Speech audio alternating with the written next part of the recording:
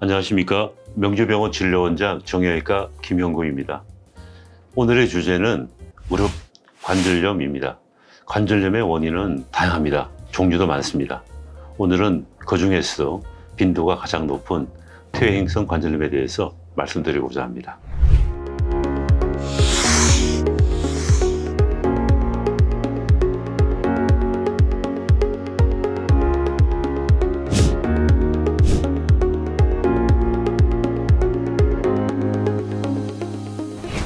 퇴행성 관절염에 대해서 말씀드리기 전에 무릎의 구조부터 말씀드리겠습니다. 뼈를 덮고 있는 관절 연골, 그리고 뼈와 뼈 사이에 있는 반월상 연골, 그리고 다리의 정렬이 관계된 요인이라고 생각을 합니다. 관절 연골이 마모된 상태 또는 손상된 상태, 뼈와 뼈 사이에 있는 반월상 연골이 파손된 상태, 이런 거를 통틀어서 관절염이라고 말씀드릴 수 있겠습니다. 정확하게 말씀드리면 퇴행성 관절염입니다. 서서히 관절 연골이 마모가 돼서 생기는 경우가 많은데, 이렇게 되는 이유로는 생활 습관, 우리 보통 이제 한국 사람들은 쪼그려 앉는 거, 책상 다리 하기 굉장히 절교합니다. 편하기도 하고요. 또 하나는 다리 정렬이 이제 삐뚤어지는 거죠. 우리 O자형, X자형 이런 건 다리 정렬이 맞지 않는 겁니다. 양반다리, 쪼그려 앉기를 갖다가 절교하는 민족들은 아무래도 내반 변형의 확률이 더 높아지게 되고요. 또 하나는 이제 체중의 증가. 이게 비만이 있다거나 체중이 증가하게 되면은 아무래도 무릎에 받는 부하가 커지기 때문에 연골 마모의 속도가 가속화되리라 생각이 됩니다. 관절염의 단계는 이제 크게 4가지로 나눕니다. KL 그레이드라고 해서 1단계, 2단계, 3단계, 4단계를 나눌 수 있는데, 이 화면에 보듯이 1단계는 거의 정상에 가까운 모양을 보이고 있습니다. 안쪽과 바깥쪽에 관절의 간격이 거의 비슷합니다. 보통 1단계 때는 약물 치료를 합니다. 영양제도 복용을 하게 됩니다. 우리 글루코사민이나 콘드로이신 같은 영양제를 복용할 수도 있게 되고, 또 근력 운동을 통해서 근력을 강화시키시면 통증을 갖다가 많이 감소시킬 수가 있고요. 우리가 많이 쓰는 연골 주사, 연골 영양제, 또 콜라겐 주사, 이런 거를 맞을 수가 있습니다. 연골 주사는 이제 대부분 콜라겐 성분이죠. 염증을 갖다가 가라앉혀주고, 또 하나는 이제 윤활 역할도 해주고, 연골을 갖다가 보호해주는 역할을 하게 됩니다. 2단계는 관절이 좁아져 있죠. 이제 관절 연골의 마모가 이제 시작된 거죠. 좀 더 좋은 콜라겐 주사를 갖다가 맞을 수도 있고요. 또 이렇게 마모의 정도에 따라서 미세 천공술을 할 수 있습니다. 미세 천공술은 관절 내시경을 통해서, 예를 들어서 이쪽에 연골에 마모가 있다 하면은 이쪽에 연골 마모 부분에다가 구멍을 뚫게 됩니다. 이쪽에다가 뚫으면 출혈이나 피가 나오고, 나온 피가 이걸 갖다가 도포하는데, 관절 연골은 초자 연골입니다. 미세 천공술을 통해서 나온 피를 통해서 복원이 되는 연골은 초자 연골은 아닙니다. 섬유질 연골로 덮이게 되기 때문에 자기의 연골은 아니지만 피가 흘러나오게 되면 피 속에 있는 소량의 줄기세포가 연골 마모 부분을 갖다가 복원해주는 그런 효과를 노리고 있습니다.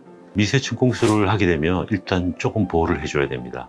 처음에는 한 목발 보행을 통해서 4주 내지 6주 정도 부분 체중 부하를 갖다가 하는 게 좋습니다. 3단계는 확연하게 차이가 남을 볼 수 있습니다. 연골의 마모가 심하고 연골판도 아마 손상됐으리라 생각이 되고, 3단계 때는 이미 이제 연골 골선이 상당히 좀 진행이 된 상태입니다. 미세 천공술을 통해서도 효과를 얻을 수가 있겠지만 줄기세포 치료를 많이 하게 되죠.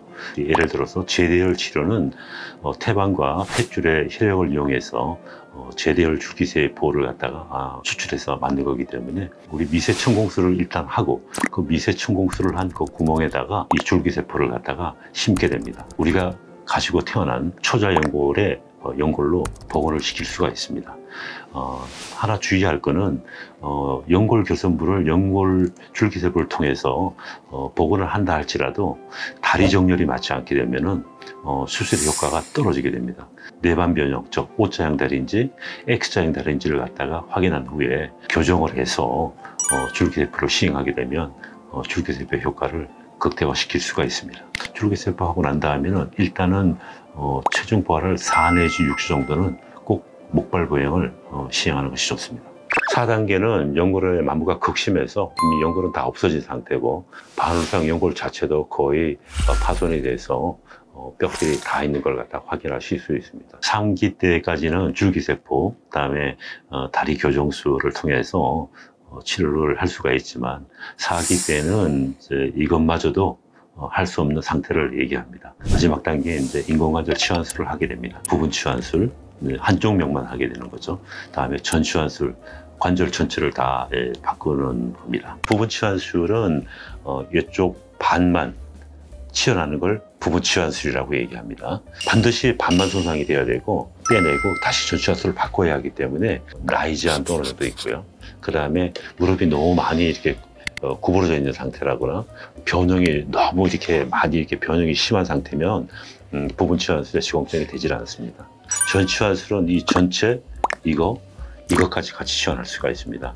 이거는 위에 대퇴뼈에 들어가는 치환술 이 구조물이고요. 이거는 이 밑으로 들어가는 치환물 이렇게 돼서 이렇게 치환하는 겁니다. 생긴 모양을 봐서 아시겠지만은 관절 연골이 전체적으로 다 다른 겁니다.